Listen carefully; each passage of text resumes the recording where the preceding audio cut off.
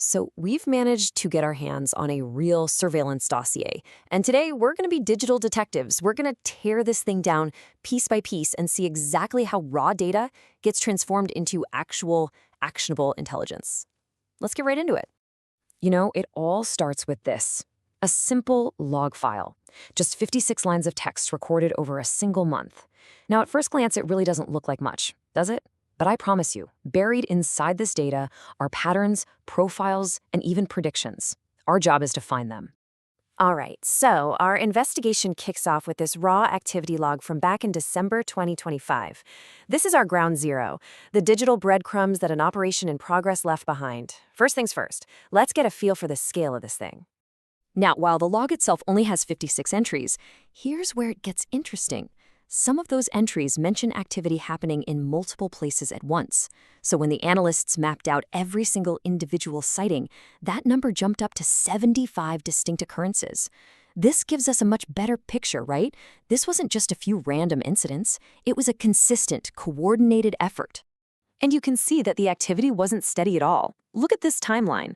For the first 2 weeks of December, things are pretty quiet, just some baseline chatter. But then, bam! From the 15th to the 24th, the number of reports just skyrockets. This tells us something important was happening, a period of really intense, focused observation right before the holidays.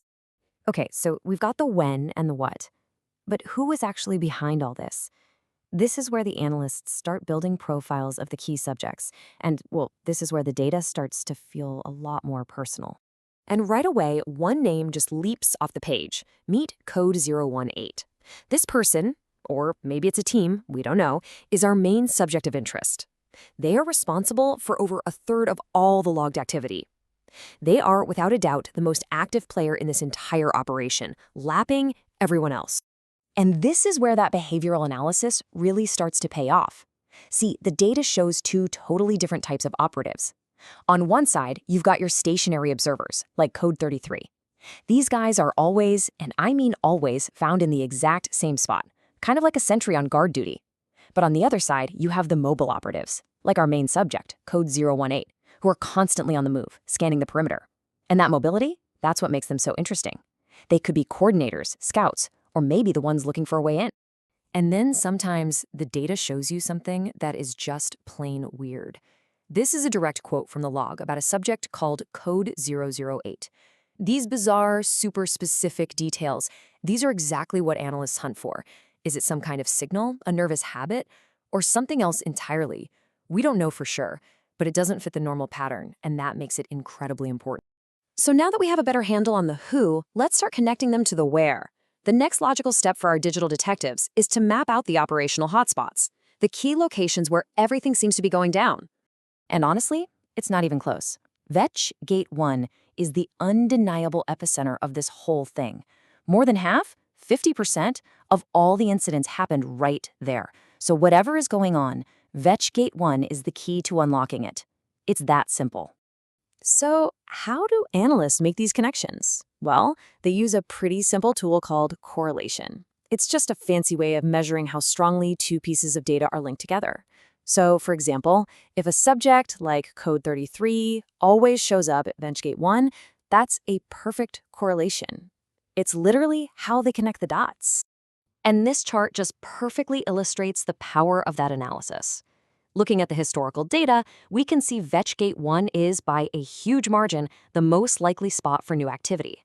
In fact, if something new is about to happen, there's a 72% chance it's going to be at either Vetch Gate 1 or the main entry gate. And that, right there, is how you know where to focus your resources. But this whole operation wasn't just happening on a foot. Oh no. The analysts also flagged a separate, high-priority set of data focused on vehicle movements. And as you're about to see, the patterns here are even more alarming. The stakes get a lot higher.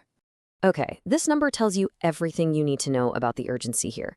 A staggering 94% of all vehicle incidents logged in this file were classified as high severity. Let me say that again, 94%. That means when a vehicle gets flagged in this operation, it is almost certainly a serious problem. But what does a threat actually look like? You'd probably think it's all about speed and reckless driving, right? But the data shows something a little more subtle. While the biggest risks do come from vehicles and aggressive motion, the single strongest predictor of a major incident is the human element. It's the weird behavior of the driver or the passengers. It's not just the car you have to watch, it's the person behind the wheel. And we're not talking about random bad driving here. The analysts found very specific, coordinated patterns. Things like convoys of bikes using synchronized signals on the Enchikal service road, or heavy trucks literally boxing in other cars. They even saw wrong-way driving near a school. This isn't just someone in a hurry. This feels tactical. So we've broken down the people, the places, and the vehicles. What's the final piece of the puzzle? Well, it's about putting all of this together to predict what's going to happen next and turning that prediction into a real plan. And here it is. This is the payoff, the analyst's forecast. Based on all those patterns we just looked at, they can predict with high confidence that our main subject, code 018, is probably going to show up at the entry gate around 6 in the morning. Other key players like Dotted Labor get their own forecasts too.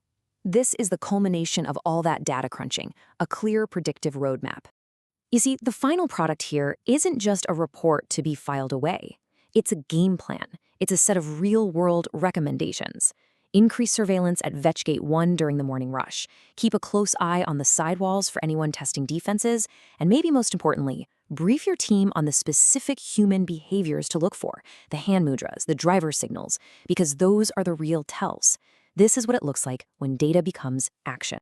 So there you have it. We've seen how just 56 lines of data can completely expose a surveillance operation, profiling subjects, mapping their hotspots, and even predicting their next move. The data gives us the what, the where, and the when with stunning clarity.